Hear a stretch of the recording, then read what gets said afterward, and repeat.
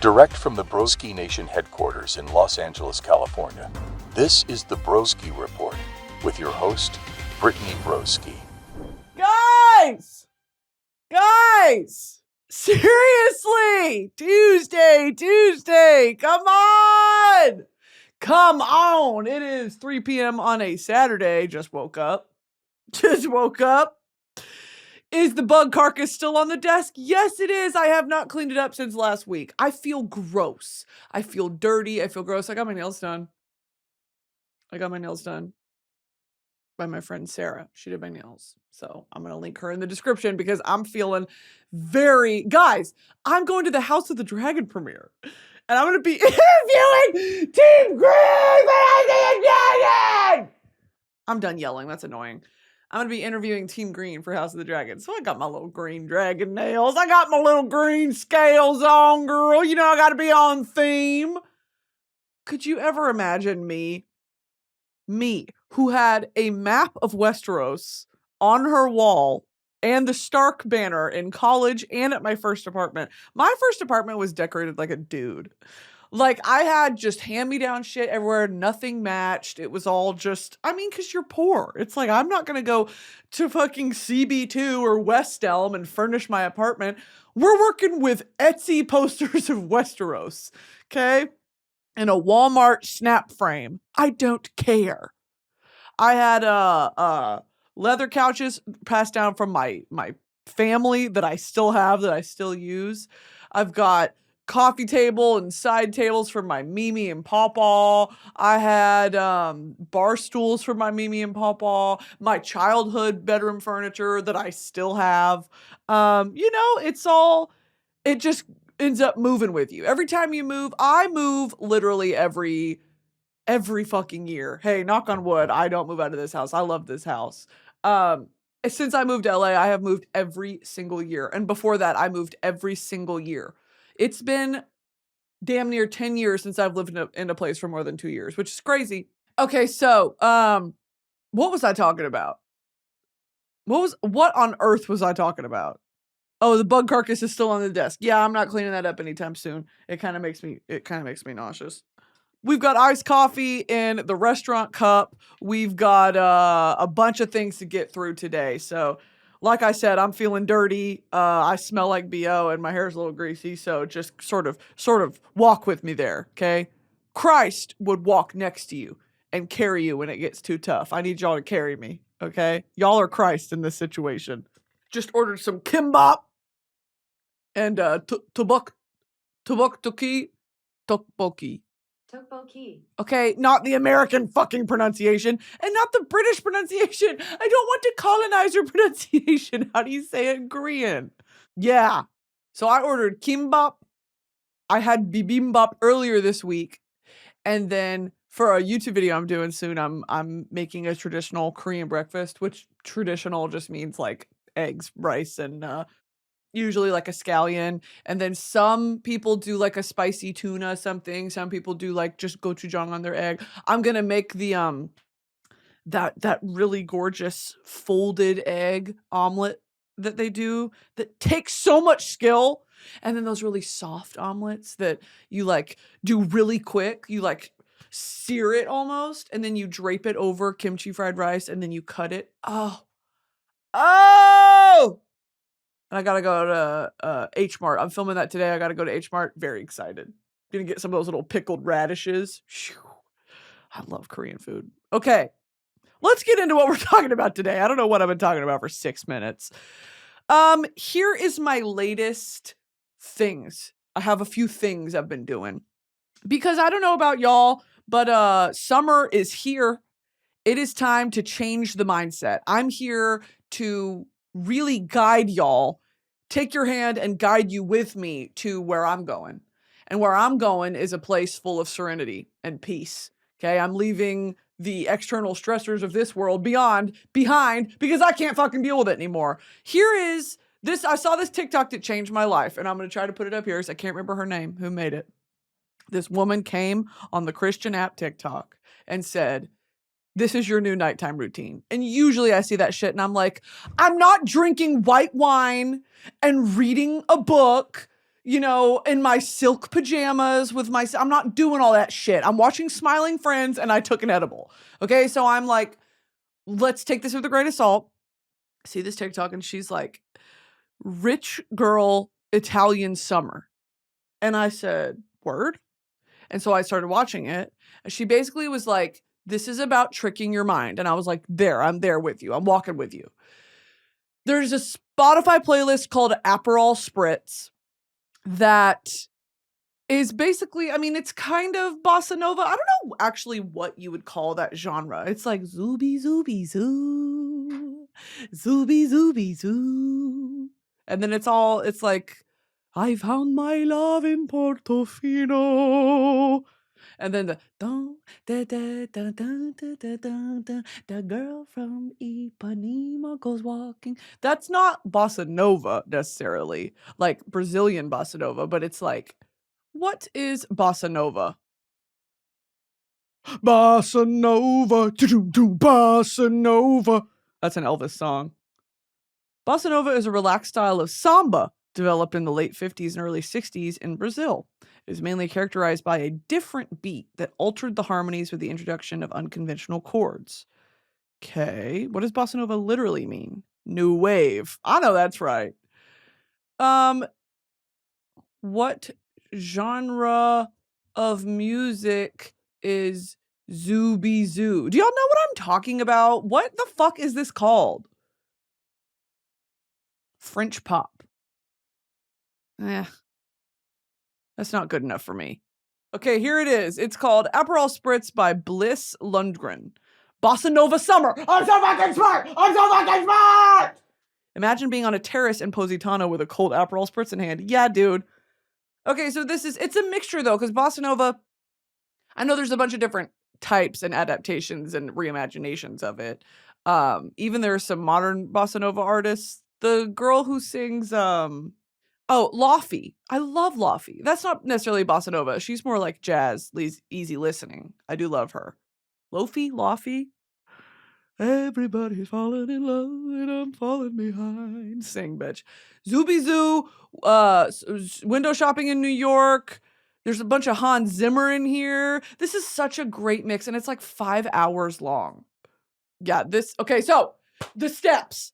Begin with this playlist. And if y'all have any more recommendations for shit like this to me, please let me know in the comments because I read those YouTube comments like it's my daily bread, okay? Start with that playlist.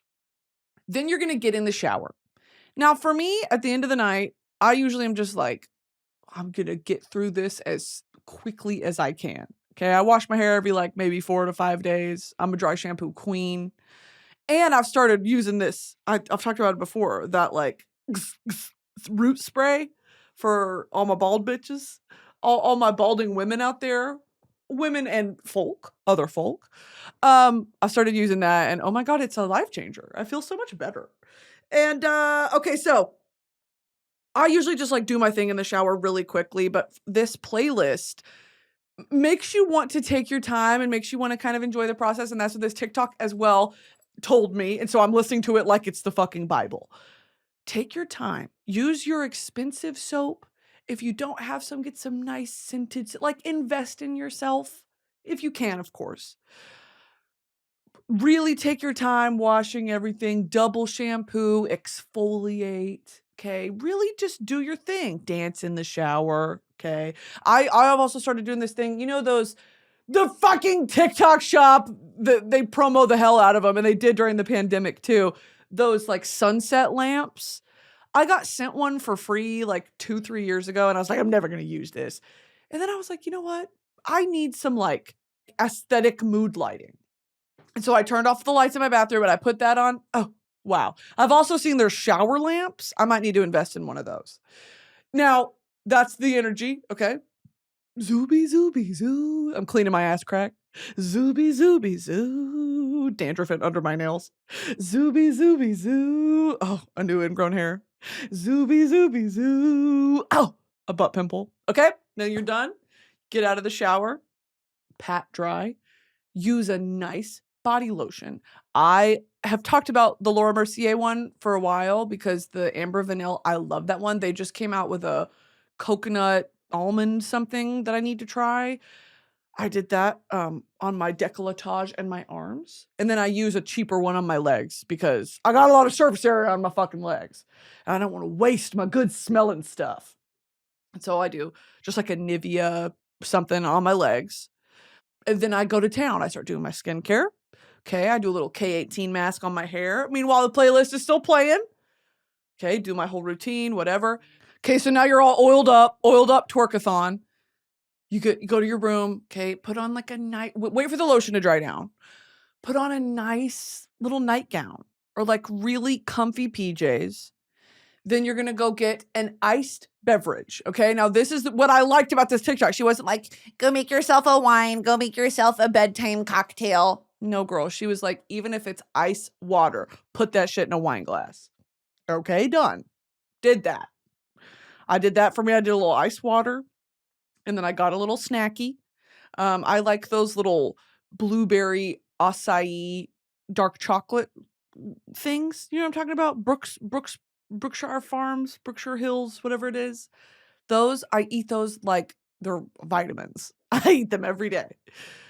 I got that. I got my little wine glass. Ooh, rich ice water by my bedside. Okay. Then next step, she said, put one of your favorite summer movies on. Check. I have a whole list of those. Aquamarine, High School Musical 2, Mamma Mia. She literally said, she was like, Aquamarine's a good one. Mamma Mia, done. Put on Mamma Mia. I got Mamma Mia on the TV. I lit a nice candle. I had my little sunset lamp on and I turned my lava lamp on. Okay. Ambient lighting. I smell good. I'm clean. My bed was made. Okay. I slip into bed. Almost. Okay. Almost knocked the fuck out. It smells good in my room. Everything's clean. I have my nice ice water. I put on Mamma Mia, a movie that I've seen so many times. I'm like mouthing the words along to it. Dot, dot, dot. Love that movie. I'm playing Cake Sword on my phone. Oh my God. It was a beautiful evening. And honestly, when people talk about relaxing, right? Oh, you just need some rest and relaxation. I genuinely don't know what they're talking about. I don't think I've ever relaxed ever in my life. I'm always kind of like high strung, like tense guitar strings. That's what my neck feels like. That's what my life feels like. I'm always just like, and for the first time in probably years, I was like, oh, this is so nice. And then after a while, I stopped playing Cake Sort and I just watched the movie. Oh my God, it was lovely. And then I finished the movie and I was like, you know what? I'm sleepy. Shut everything off. Immediately went to bed. Didn't get on my phone again. It's been years. It's been years. It was so nice. And now I know that this is like kind of simple, but I'm saying for me personally, I really find it hard to unwind. This, like, for the first time in a long time, I actually unwound and went to bed at a reasonable time. And it was great. For me, that is not something I do on the regular. Speaking of that, I'm really tapped into massage ASMR on TikTok right now. I have a bunch of like niche weird shit to get into with you guys today about TikTok because I don't know. And I kind of need someone to tell me that it's weird because I'm way too far down the rabbit hole. Y'all don't know about Lisa Nail and Spa in Ho Chi Minh City the way that I do. Okay? Y'all are not tapped in to Lisa Nail and Spa in Ho Chi Minh City. Y'all don't know bullshit about it, and it shows. This salon, okay? Oh my God. I guess it's a spa. They do full body massages, but they do the ones that are like the scalp. They like wash your hair and they give you a scalp massage. And then they wash your face and they do all this shit. And then they do a full body massage. Oh my God. I binged that account like I've paid for a treatment. I literally would be one of the people, if they ever went live, I would start sending gifts. Like, thank you for your service, what you're doing here. Oh my God. So they lay them down and then they wrap these weighted, heated up Velcro things around their feet. So, and it's on the bottom of their feet. And so it like, and then they put this weighted thing on your stomach that's heated up too. Okay. And then they cover you up and then they take your arms out and then they do a little arm massage. And then you know how if you've ever gotten your nails done and they'll kind of like do one of these, a little last minute hand massage, and they'll take your hand and hold it and then rotate your wrist around and it just feels so good. They do that. And then they lay you down and then they do like a dry scalp rub with one of those little hard combs. And then they'll do it with their hands and then they'll do this like, oh my God, I just need it so bad. And there's this cool device when you're laying down. I'm like way too into this. I need to go to Ho Chi Minh City. I need to go to Ho Chi Minh City now. Get me on a flight to Ho Chi Minh City. I need to go to Lisa Nail and Spa. It's this like baby sensory toy crib thing that it looks like. And it's a rounded thing that goes over your face and it starts at your hairline and then it's got little water spouts in it. And so they do that back and forth over like from your neck to the back of your head. And it just looks amazing. I just need to, Lisa, if you're watching, Lisa, I know you're watching. Book me. Let me come in. Okay. I'm going to land in Ho Chi Minh City in about 24 hours. Let me in, please. I don't have an appointment. But my God, I could literally work the front desk for them. I could work the front desk for Lisa Nail and Spa. I'm obsessed with them. I'm obsessed with their account. I know all the girls. One of the videos was like, you might, because it translates it from Vietnamese into English for the captions.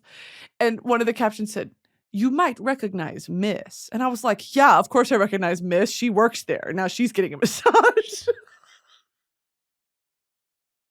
Of course I recognize Miss. That's my homegirl. She literally works there. Because sometimes they'll show different camera angles of the women that work there. I love them. They literally help so many people too. Like all the comments are like, this really relaxed me. Like, I wish that was me. Y'all should come to America and open up a store and all this shit. And I'm like, yeah, I would fucking fund it. Please, Lisa. Oh, dude. You might recognize Miss. Yes, I do. I would die for Miss. Anyway, that's been my latest thing. I'm really, really into that. This episode is brought to you by Tinder. I'm going to keep it real with you, Broski Nation. Dating is tricky. You already know, you've heard all the stories and you've heard me talk about it. Maybe you're a little intimidated to put yourself out there. I know I have been. But Tinder is here to make dating less scary and more safe. Their safety features like Share My Date, Noonlight, and Are You Sure? Allow you to spend less time worrying about your safety and spend more time being your authentic, off-putting, and intense self, just like me. Share My Date is the best way to share your plans with the group chat so you can enjoy yourself and they aren't worried about why you're not responding to their texts. Are You Sure? Prompts you or someone you're chatting with to think twice before sending a potentially offensive or harmful message. So guys, get out there and date with confidence, date safely, and have fun. Tinder's got your back. Explore all the possibilities for yourself on Tinder. It starts with a swipe. Download Tinder today. This episode is sponsored by Dipsea. Enemies to lovers, chance encounters, a slow burn, or friends become more like lovers. Whatever your favorite romance trope, Dipsea has a spicy audio story just for you. Dipsea is an app full of hundreds of short, spicy audio stories. They bring scenarios to life with immersive soundscapes and realistic characters. Discover stories about second chance romances, adventurous vacation flings, and hot and heavy hookups.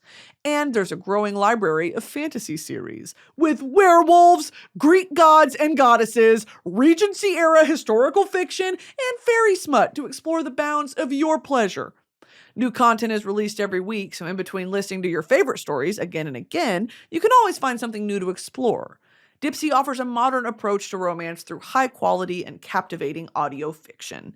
For listeners of this show, Dipsea is offering an extended 30-day free trial when you go to dipseastories.com/broski. That's 30 days of full access for free when you go to DIPSEA stories.com/broski. dipseastories.com/broski. Okay, now this is the other thing I'm tapped into right now.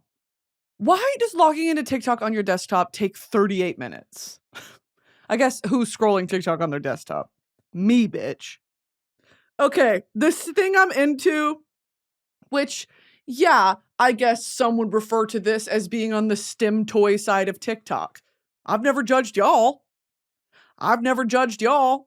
What is a Stim Toy? You're about to find out.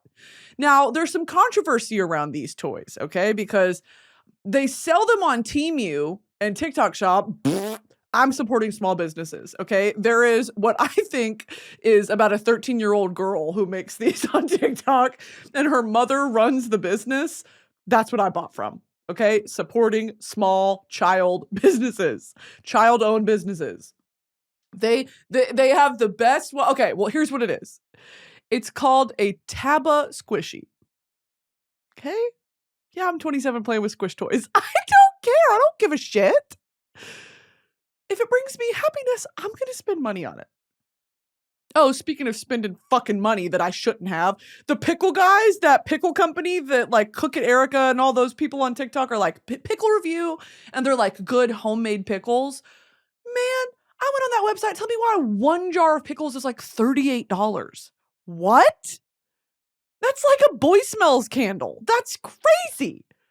Did I buy 4? Yeah, because they had a little deal going. And I wanted to try it so bad. I was like, you know what? I'm going to buy these and then never buy them again. I'm going to have my mom try them. I'm going to have my friends try them. Like, everyone is going to experience so that I don't have to do this ever again. $170 I spent because this is based in New York. They had to ship them to California. Dude, the shipping alone was like $55. The pickled watermelon was worth it, though. I didn't really enjoy any of the other 3 I got. I'm doing the thing where I have the spit bubble in my throat again. Like, can I swallow? $170 down the shitter. Just for some pickled watermelon. I should have honestly just gone. I wonder if they have a store in New York. Like, the next time I'm in New York, I should just go to the store and I should have just bought some. Would have saved me a lot of money. But it was one of those late night cravings. I was like, I need it. Pickles. And I did it. Won't ever be doing it again. Okay, anyway. Back to shipping. I bought. Okay, so here's the thing. I don't even know where to start. I'm like embarrassed. Guys, don't look at me when I say this. This girl goes live. This girl goes live. And she shows all the new squishies.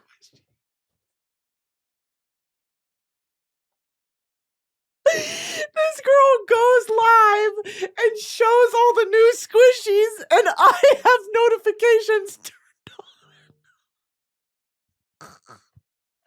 I have notifications turned on.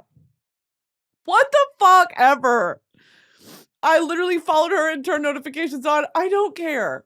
Because she goes live and it's like, she does it, she squishes it so well, and she's like, this is the new cat paw with Hello Kitty squitch. This is on my website, guys. And then she starts getting frustrated with people. I already said it's on my website. Guys, the website is in my bio. Guys, no, it's not. I can't type it out. It's too go to my page. It's in my bio, okay? And then I'm commenting, yeah, it's in her bio. Guys, the link is in her bio. I'm a mod. I'm a moderator for the fucking Taba Squishy selling account. The Taba Squishy small business. Mother and daughter owned. I'm hoping that the mother has something to do with this, because I think this is a child that runs this account. Anyway, let me show you what I'm talking about, okay? Okay. Should I show you the big ones or the little ones? I'll show you the average sized one, okay?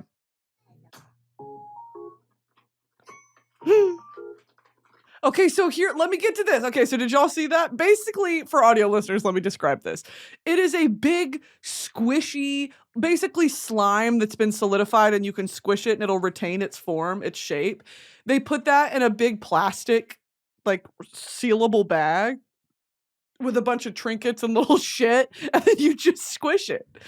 That's it. There's nothing else to it. It's like a Stim Toy. I don't know if it's Japanese. What is a Taba squishy? What is Taba squishy? Kawaii Crafts. Yeah, I'm assuming it's Japanese. Biscuit Taba squishy. And they make them so cute, dude. They're like, what is a Taba squishy for? A great question. Taba squishies are intended to relieve stress and help people relax. They are also known as mochi squishies and are made of silicone and rubber. Taba squishies are softer and stickier than other stickies. Okay, guys?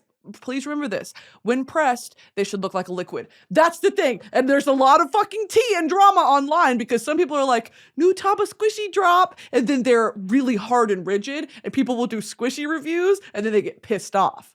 Right? They're like, they advertise this as being really soft and almost like buttery. This is hard to the touch. Do not buy this. I'm so tapped into this. Y'all have no fucking clue. How to make viral Taba squishies. New DIY trend revealed. 17-minute long video. Yeah, I'll watch that.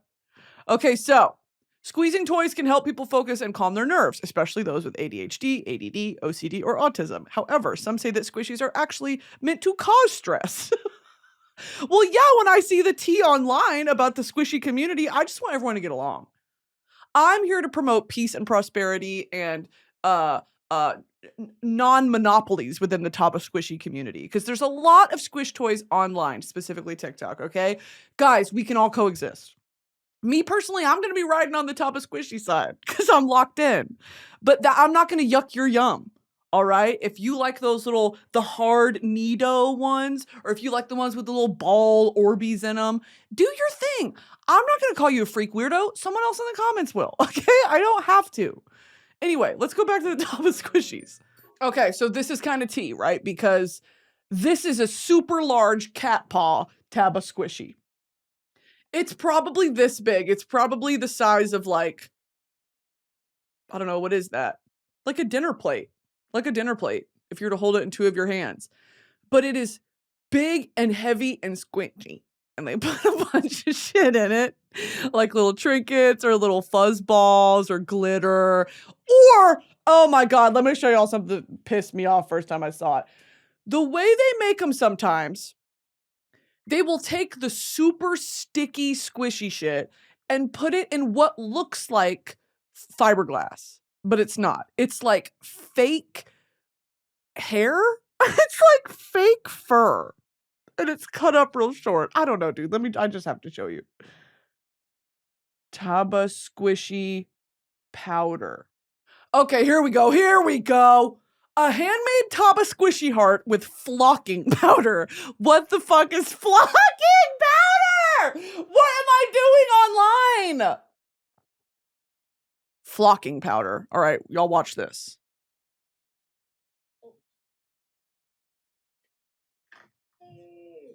The heart does come out.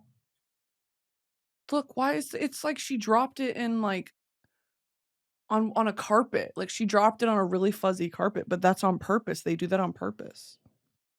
Look at it. I have got to put that in my mouth now. That has got to be lodged halfway down my throat right now. I need to sink my teeth into the front of it. And I need a hi.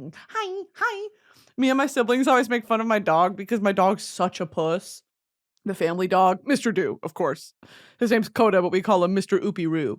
Mr. Oopie-Roo, when you even like get near him sometimes, he wasn't abused. By the way, let me just throw that out there. We got him from when he was a puppy until now. We don't hit him. We don't like discipline him. He's just a puss. When he sees other dogs in public, he like cowers and pees on himself. And he's a miniature American Eskimo. I mean, he's like a good 50-pound dog. Why are you pissing on my feet because you see a Chihuahua across the street? He's just a puss. Anyway, whenever you like... Again, let me emphasize, we're not hurting him. Whenever you act like you're going to grab his paw, he'll do, hi, like an injured dog. I didn't touch you. Okay? He's just a puss. So me, Sierra, and Jet do that. Whenever we're like... something hurts our feelings or something. Hi. I don't know why I brought that up. Anyway, I would like to chew on these.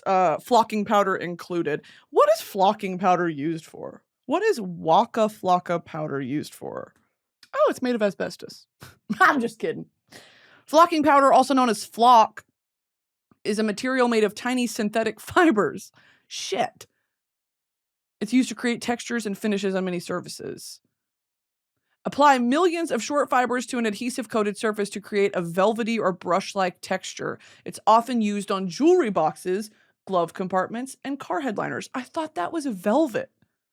They do that instead of velvet? Oh, you can create it. You can mix it in with materials to add colors in the form of pointillism, which creates dots instead of blends of color. That's tea. Using flocking powder with card-making dyes to add texture and interest to background. Sprinkle the powder on top of adhesive, shake off the excess, and then heat to dry and set. Okay, so it's like a crafting thing. It's definitely giving everything that I figured it would. I just like, what do you do when it starts floating up in the air and you're deflocking. EMT's there. He's like, what happened? Deflocking powder, waka flocka. This episode is sponsored by SeatGeek. You guys have used my code so much that SeatGeek wants to hook you up with a new special offer. Everyone can use my new code BROSKI10 for 10% off any tickets on SeatGeek, whether you're a new customer or not. Concert season is back, guys. It's the summer. Artists like Drake, Nicki Minaj, Hozier, Megan Thee Stallion are all on tour. And you already know that SeatGeek is the best place to find tickets. I'm seeing Hozier in July and I'm pissing down my leg. No matter how many times you've bought tickets using SeatGeek before, Broski10 is going to get you 10% off your next order. So take out your phone, open the SeatGeek app, and add code Broski10 to your account. What are you waiting for? Do it now, because this offer is only available for a limited time. Yeah, I need to chew on it right now. Okay, so let me show y'all Taba Squishy No Music. Because I don't want to get copyrighted. Here we go. Oh my God.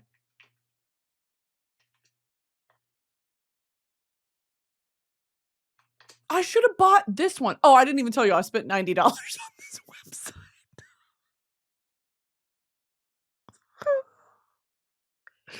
I spent $90 on Mooncat. Mooncat is, of course, the account that I follow. $90. I got the big one, the one that's the dinner plate size, because I want to know. I need to know. What does it feel? It's like liquidy. I need to squinch. I need to, when I do my Aperol Spritz routine, I need to lay up in bed with my squinch and watch Mamma Mia. What's not making sense to y'all here? Okay, it's part of my routine. My squinch, and then I got I got one this size. I think I did get a waffle. I got a waffle with little fake ice cream scoop and sprinkles on it. But these look better. Oh, it's the same website. Mooncat. Okay, period. Well, these were not available on the website. This is from February. It is now what? June something? These are not available. Mooncat, if you're watching, please bring the fucking waffles back because I wanted a waffle, just a plain waffle. Okay. Anyway. This is ridiculous. Anyway, there's some beef online because you're supposed to play with them in the package like this, right? It's like non-toxic. You just play with it, squitch, no mess. And especially when they start adding all that Waka Flocka powder and the fucking asbestos and glitter and whatever. It's like, don't take it out. It's going to get everywhere. But some people do. They're like, unboxing my Taba Squishy. And then they take it out and the fucking shit gets everywhere. And then everyone in the comments is pissed off. Why did you take it off the package? You are not supposed to take it out. And then the creator's like, I didn't know. I wanted to touch it. Bro. And then some of them, because it depends how you make them. Some of them are like, they're fine to play with outside the package. Just be careful. Don't eat it. Okay. What about if I put it in my mouth? I'm not eating it. I'm just sucking on it a little bit. It's a waffle. You mean you don't want me to suck on it? Grow up. And so and then they get mad. And some people will make videos and be like, stop taking it out of the package. Because when you do that, when you get down to the really tiny ones, you take it out and then they get dirty and then you yell at the creator, the like person who made them. Mine got dirty. Mine's too squishy. Yeah, dumbass. Don't take it out of the package. It's so clear that you've never played with a Taba Squishy before. It's so fucking evident that you have never played with the Taba Squishy. It shows. Oh, also, they'll make little keychain ones. Of course, I got one. Of course, I got one for me and my friend. It's literally it's a little cupcake. It's probably like that big, and it's in the plastic zip bag, but they put a keychain on it. You're a genius. Okay, I'm putting that on my keys, and I'm top of squishying it up.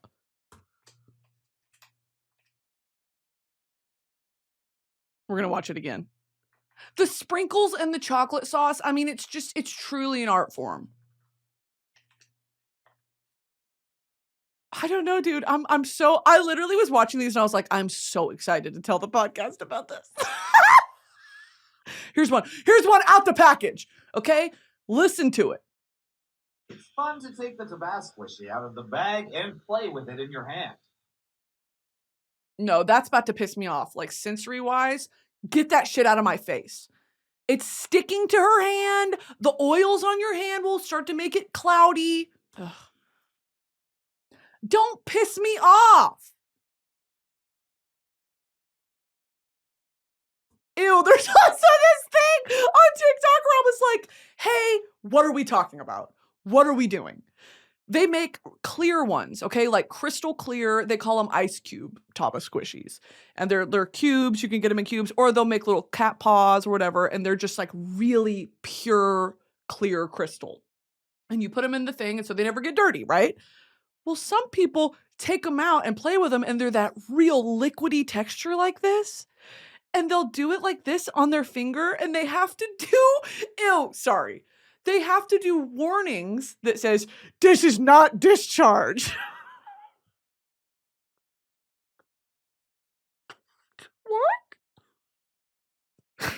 What? The first I saw a TikTok that said, for the last time, this is not schmegma. What? Hey, what are you talking about? Where am I? Where have I landed online? Guys, it's not discharge. Stop saying. Oh, ew. Oh, ew. Get that shit out of my fucking face. Yeah, imagine me scrolling after I'm done with Lisa Nail and Spa, Ho Chi Minh City. All right, I'm like, yeah, that was a nice massage. Scroll. Not discharge. Just clear aqua water Taba squishy. Buy now, link in bio. What? Purchased. I hate the way that it does not look like it would come off that easy. You know what I mean? Like here, I'm like, oh, they stretch their hand out. It perfectly comes off their hand. For me, bitch, it'd be in my hair. It would be like in my mouth. I couldn't, it's stuck to my tonsil. The flocking powder's on my tonsil. Yeah, here we go.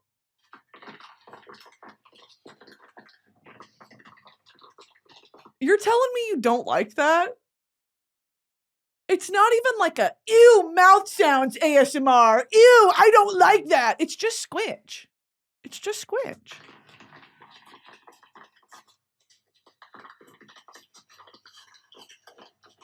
I don't know, dude. I got into a rabbit hole so fucking deep one night, I spent $90. So I got a bit, I'll do a haul. Oh my God, when they come in, I'm gonna do a haul. Ah! I'm so excited. When they come in, I'm gonna do a haul. Okay? Because I got, oh, no, I'm actually not going to tell you what I got. But I will tell you I got a big one, I got a medium one, and I got a keychain. Okay? And I think the account name is Mooncat. That's where I got it from. Mooncat with a K. Okay, I had some shit that I wanted to Google with you guys. So let's go ahead and do that. I watched this long YouTube video the other day about stamps. Stay with me, okay? Don't be like, oh, Broski Report's so boring. Y'all don't know the history of stamps and why stamp collecting is such a lucrative business. Guys, stamps. Here's the history of stamps from the 3 videos I watched while I was eating lunch the other day. In the olden days, right, in England, when you would send a message to someone, you would have a mailman take it wherever. They would walk across volcano and uphill both ways in the snow barefoot sort of shit to get your message to the person you want it sent to. Upon getting there, they would charge the recipient a fee for delivering the message. What? What if I didn't know a message was coming? Why the fuck do I have to pay for it? Versus having the guy send it pay for it. Well, then how do you know that it's been paid for? Because you could two-time them. You could charge the guy who's sending the message, and you could charge the guy who's receiving the message. So the mailman's the one who wins in the end. Now, they changed that. I don't know what the time frame is here, but eventually to where you could purchase a stamp that is prepaid. So that proves that you have already paid for this message to be sent. So upon receiving the message, you're good to go. Okay, mailman's been paid out, the postal service has been paid out, and then the recipient, you don't have to, it's no longer the onus on that person. So this started, I want to say in the 1700s, 1800s, 1700s. And then as they would introduce and phase out old stamps and introduce new stamps, they started to become collectibles, right? Because especially if the stick is still intact, if it was never used, you are sitting on a fortune, okay? Let's look up, when did prepaid stamps start? On January 10th, 1840. The postage for all half-ounce letters was set at 1 penny. The introduction of prepaid stamps and stationery took nearly 4 more months, becoming valid for postage on May 6th, 1840. Okay. Now I want to see what is the most expensive stamp in the world? Oh, tea, dude. The most expensive, is this what we're doing? Other podcasts are so like tea-centric. I always see those comparisons on TikTok of like, these podcasts are like, and then this bitch said to me, and then no, I will say her name, like that shit, and then it'll cut to the Broski Report, and it's like, the thing about Dracula was that he had a narcissist complex, okay? He was a narcissist. Like, Renfield syndrome is when you drink the blood of other animals. Got it. Okay, here's the most expensive stamp in the world, if anyone was wondering. The British Guinea 1 cent magenta. The most expensive stamp on record is the British Guinea, that's not Guinea, 1 cent magenta. Only one is known to exist. It was ordered to be printed by the Postmaster General of British Guinea in 1856 after a shipment from London was delayed. Its first sale was recorded in 1874 for 6 shillings, $1.44. Now let's see what it goes for today. In June 2014, the stamp was sold at Sotheby's auction for a whopping $9.48 million. Y'all need to get into stamp collecting. I'm trying to tell you. I'm trying to introduce you to a lucrative little side hustle. The buyer was high-end shoe designer Stuart Weitzman, who simply tucked the stamp into his pocket after the record-breaking sale. What the fuck? Oh, here we got a... Ooh, there's a whole list here. The 1859 Sicilian Error of Color. The 1859 Sicilian Error of Color was printed in blue instead of orange, with only 2 known to exist. Now, that's the tea. You got to tap in to how rare it is. And also, just because it's old doesn't make it valuable. Because if it's old, sure, that'll go for way more than, one from the last, 20 years. But even stuff, I've seen stuff like 9/11 stamps and stuff like that with shit with the Twin Towers on it before, obviously, 9/11. Like that, those go crazy. I think there's also Challenger stamp, any NASA stamps, like those go crazy price wise. But this is you have to take into context how many are out in the world, and are you one of the sole owners, or collectors or traders of said stamp? So something like this, an error where there was only 2 before they started mass printing more, that's crazy. In 1993, a pair of these stamps were sold on a Bordeaux cover envelope for $3.83 million. Damn. Okay. What are the most valuable American stamps? Mystic Stamp Company. What are we doing? Look at these prices, y'all.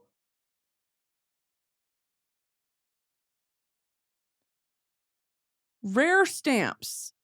America's leading stamp dealer, Mystic Stamp Company. 1857 to 61, 1C Franklin. This has Benjamin Franklin on it, and it says U.S. postage 1 cent. This goes for anywhere between $6,000 to $27,500. I also wonder, like, okay, when you buy it, when you sell it again, how do you even start to estimate what that's worth? Guys, we need a stamp collector expert on the pod. Ooh, that's cool. 1979 S1 Americana series Rush lamp invert. Wait, I'm actually really into this. Actually, I just decided. That's cool as fuck. If it's got like art on it from the 70s. 1998 yellow hat H rate. $2,500. Can you go by US stamps, rare stamps, US stamps by year, US stamp formats? Let's go to the 60s. Oh, these are kind of boring. I want like a beatnik stamp. Winter Olympic Games from 1960. That's cool. Oh, it's $20. See, I don't know bullshit about this because that's cool to me, but it's not lucrative. I would be in the red if I was a stamp collector. I'd be like, but this one was from 2015. I graduated high school. And they're like, it's worth $4. Okay, I don't care. I need to start collecting stamps. Because I do love at antique stores, they'll have stamps sometimes. I need to tap into this, dude. I was also, I wanted to Google completely separately, why don't redwood trees rot? Did y'all know this? Redwood trees do not rot. And that makes it even funnier because in my family, we have Broski family lore. If you poop out a turd that is so solid, so brick-like that you end up clogging the toilet. This is a common thing in my family. We all have clogged the toilet many times. My dad has this joke that is essentially like, was it a redwood? Because a redwood turd, when you try to flush it, is like, it just kind of swirls around the bowl like this. And it doesn't go down because it's so solid and it won't break down. That's the lore, okay? Taking that in its scientific accuracy as well as comedic charm, we're going to look here. Why don't redwood trees rot? The unusual resistance of redwoods to the attacks of both insects and fungi is thought to result from the presence, among other chemical agents, of a chemical known as tannin. Hold on, tannin's in something else. What is tannin? Tannins are a class of astringent polyphenolic biomolecules that bind to and precipitate proteins and various, don't care. Lost interest really quickly there. Let's go back to why don't redwoods rot? Oh, duh. This is a substance occurring in hemlocks, oaks, and many other trees from which it is extracted and used in tanning leather. I don't know why I said duh like I knew that. I did not know that. Is redwood resistant to rot? Now, will it burn? Redwood is particularly resistant to weather. Both woods are rot and insect resistant, but cedar may require additional sealant or treatment for longer lasting protection. If redwood is naturally rot okay, now we're on Reddit. I love this subreddit. r/explain it like I'm 5. Explain like I'm 5. If redwood is naturally rot resistant, why can't we grow redwoods to build our buildings? There might be better reasons, but fake redwoods don't grow across a huge range that would allow large-scale cultivation. Their natural pre-European range is only a narrow strip of the California coast and up in the Sierra Nevadas. Like the giant redwoods. You want to talk about irrational fear of mine is really large things like that. Those photos of the redwood forest genuinely, like, it gives me a feeling of dread. Does anyone else have that? I get it when I look at really huge man-made objects as well. Skyscrapers kind of freak me out. Those big anchor chains freak me the fuck out. I have submechanophobia real bad, like the fear of huge things underwater, submerged underwater. Oh, fuck that. Redwood forest. Absolutely not, dude. I can't comprehend this. I cannot comprehend how large this is. Look at that. I cannot comprehend that. Look, you can drive through it. Why is this a British website? Are there redwoods in the UK? Whoa, northern Norway to southern Chile. This particular species, the sequoia, lives only in the coastal forests of the western United States.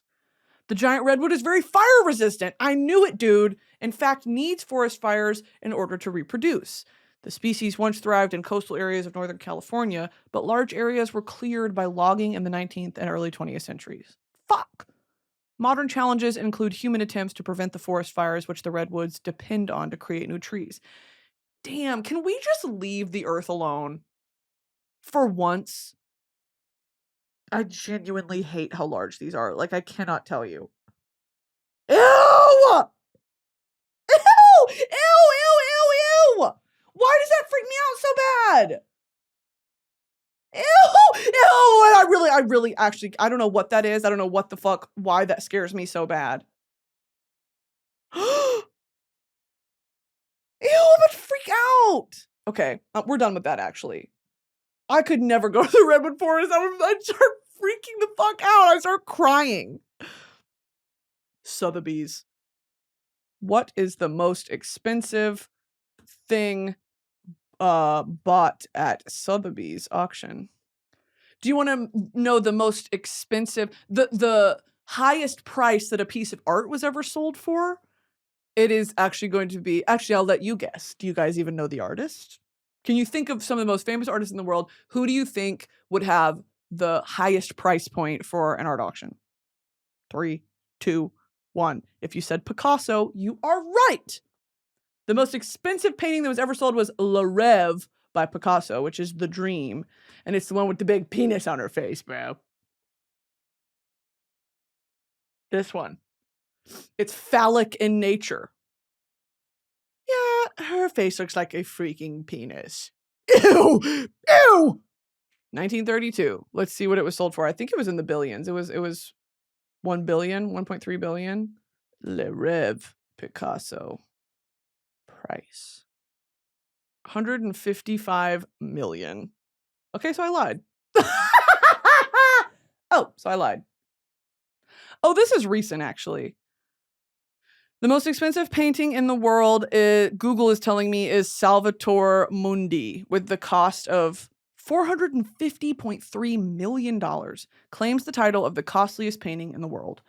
Know the names of the top 10. This was from 2024. This is from this year. My information was from, when was that? 2018. That was when I found that out. Oh, so I'm just an idiot, I guess. Maybe that was the most expensive Picasso that was ever sold.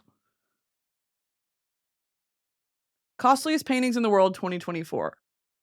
Well, also now I'm wondering, does inflation have anything to do with it? Like if Le Rêve was to be sold today, it would probably be up here. Interchange by Willem de Kooning. I'm not a big de Kooning fan. I wonder why this is so expensive. The Card Players by Paul Cézanne.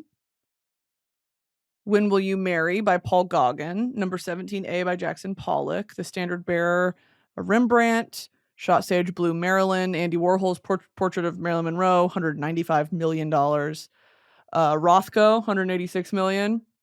We've got some more Rembrandt and then Picasso.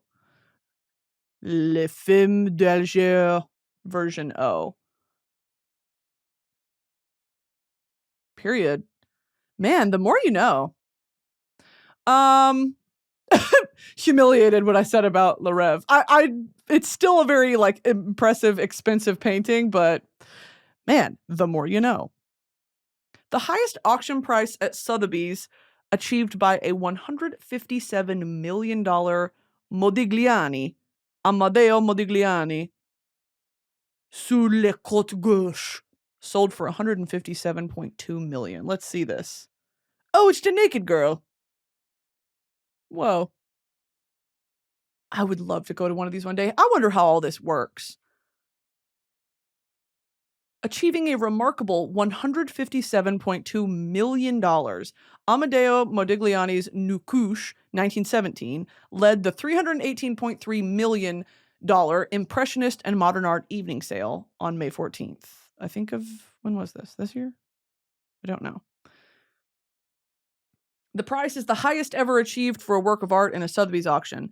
Another sales room star was Picasso's Le Repos. What is this one? Period. Oh, that's gorgeous. A 1932 portrait of his golden muse, Marie-Thérèse Walter, that brought $36.9 million.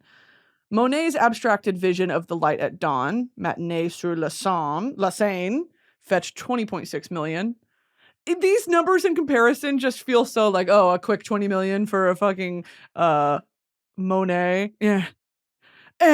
Pennies in the bucket.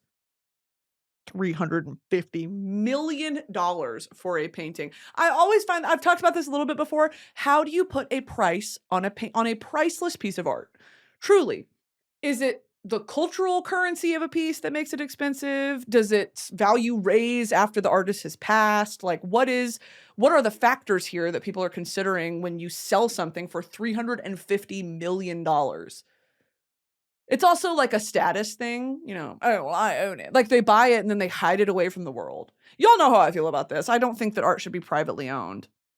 I think you can have if there are replicas, or if there are different versions, that sort of thing. I think that there are ways that it would be okay if you wanted to display that in like a private home or, you know, maybe a hotel or something like that. But I think by and large, these pieces, they can be privately owned, but they should be publicly displayed. That's how I feel about it. How do we get on here? Costliest paintings. That is crazy. Oh, I wanted to talk about the why Salvator Mundi was the most expensive painting. I think this was because it was a long lost Da Vinci that was in some woman's house. Was it one of those stories? Like, she thought it was, you know, just some old art, and it ended up being a fucking Da Vinci. Unveiled in 2017 after extensive restoration and authenticity debates, Leonardo da Vinci's Salvator Mundi commands a staggering $450.3 million. Draped in celestial blue, Jesus Christ's blessing hand holds the world symbolically. Its record-breaking auction price underscores its enigmatic allure and cultural significance as the world's most expensive painting. Where was Salvator Mundi found? Holy shit. The original Salvator Mundi has not been seen in public since it was sold at Christie's in May 2013 to an anonymous bidder who was later revealed to be an ally of Saudi Arabia Crown Prince Mohammed bin Salman. The painting's whereabouts are unknown. Oh!